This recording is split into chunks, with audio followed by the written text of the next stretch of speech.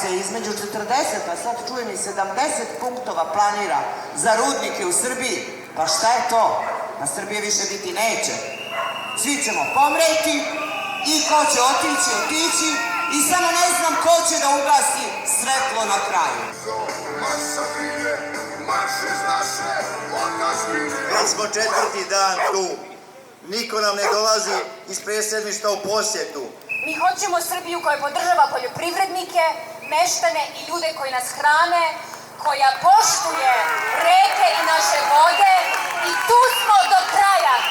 Jedini način da se ovo reši, Vlada Republike Srbije predlaže zakon, Skupština donosi zakon i mi se smirujemo u suprotnom.